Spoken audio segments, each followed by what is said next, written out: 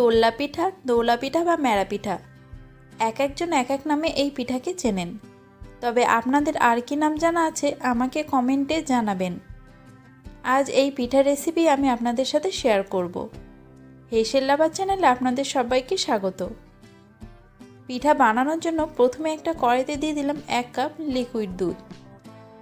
তারপর দিচ্ছি 1 কাপ পাটালির গুড়। দুধের বদলে এটা পানি দিয়েও করা যায়, তবে দুধটা দিলে এই পিঠার স্বাদটা আরও বেশি হয়।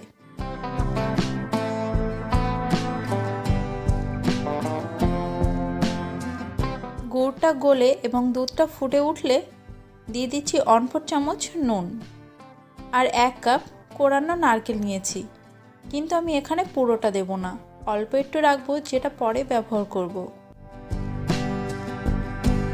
আবারও ফুটে ওঠা পর্যন্ত অপেক্ষা করবেন।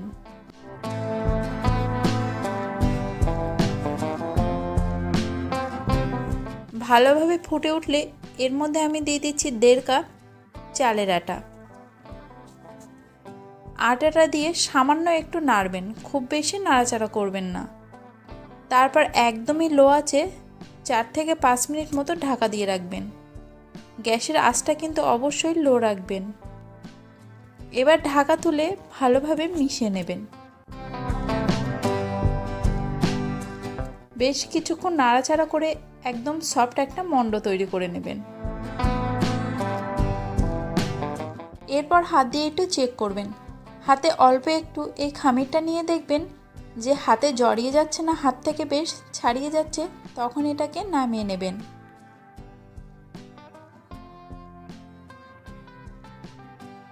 সামান্য একটু ঠান্ডা হওয়া পর্যন্ত অপেক্ষা করবেন, আবার খুব বেশি ঠান্ডা করতে দেবেন না।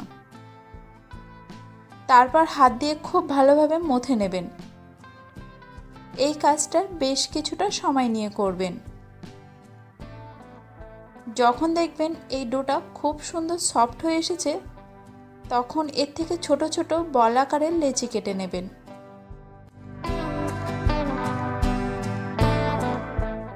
প্রথমে সবগুলো এরকম ছোট আকারের লেচি কেটে নেব। এখানে আমার মোট 18টা পিঠার লেচি তৈরি হয়েছিল। তারপর নিজেদের পছন্দ মতো শেপ দিয়ে নেবেন। আমি এখানে এরকম গোল করে নিয়েছি। যেমনটা দেখাচ্ছি আপনারা চাইলে এভাবে বানিয়ে নিতে পারেন। হাতের সাহায্যে এই গোলটা করে নিতে পারেন। হাতে নিয়ে একটু ঘোরাবেন, দেখবেন খুব সুন্দরভাবে এটা গোল হয়ে যাচ্ছে।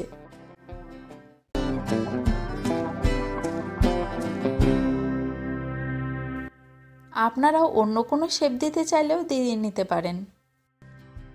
এভাবেও কিছুটা বানিয়ে নিয়েছি, আর একটা আপনাদেরকে দেখাচ্ছি। আমি এখানে একটা ছোট বোতল নিয়েছি আর তার মুখে সামান্য একটু তেল মাখিয়ে নিলাম। তারপর এখানে নিশ্চয়ই দেখতে পাচ্ছেন আমি কেমনভাবে এই শেপটা দিয়ে নিচ্ছি।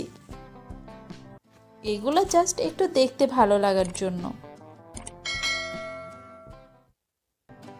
আপনারা কে কে এই পিঠা বানাতে পারেন সেটা আমাকে কমেন্টে জানাবেন। মাঝখানে অল্প একটু নারকেল কোড়া দিয়ে দিলাম। ইতিমধ্যে আমি একটি পিঠা রেসিপি শেয়ার করেছি, গাজরের দুধ পুলি পিঠা।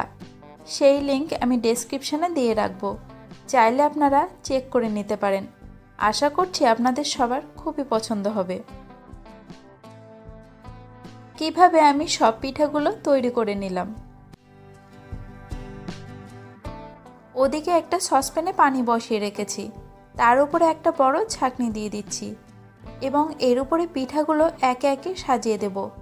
আপনাদের কাছে স্টিম দেওয়ার মতো যেমন পাত্র থাকবে তার উপরে পিঠাগুলো ভাপিয়ে নিতে পারেন।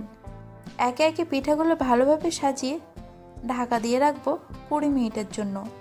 এই সময় গ্যাসের আঁচ একদম হাই থাকবে। 20 মিনিট পর ঢাকাটা তুলে পিঠাগুলো নামিয়ে নেবেন। পিঠা গরম থাকতে থাকতে একটু সাবধানে একটা প্লেটে তুলে নেবেন, না হলে যদি ঠান্ডা হয়ে যায় সেক্ষেত্রে একটা পিঠার সাথে আরেকটা পিঠা জড়িয়ে যাবে। আর ছাঁকনির গায়ে থেকে যদি পিঠা তুলতে সমস্যা হয় সেক্ষেত্রে হাতে একটু পানি লাগিয়ে নেবেন এবং পিঠার গায়ে দেবেন, দেখবেন ভালোভাবেই উঠে যাচ্ছে। তৈরি হয়ে গেল আজকের দোল্লা পিঠা। ভালো লাগলে লাইক করবেন আর শেয়ারও করবেন। যারা এই চ্যানেলের নতুন তারা চ্যানেলটিকে অবশ্যই সাবস্ক্রাইব করবেন কিন্তু। আর যারা ইতিমধ্যে সাবস্ক্রাইব করেছেন তাদেরকে অসংখ্য ধন্যবাদ। যারা নরম পিঠা বা সফট পিঠা খেতে পছন্দ করেন তাদের জন্য আজকের পিঠাটা অনেকটাই বেস্ট। দেখা হবে পরবর্তী নতুন কোনো ভিডিও নিয়ে।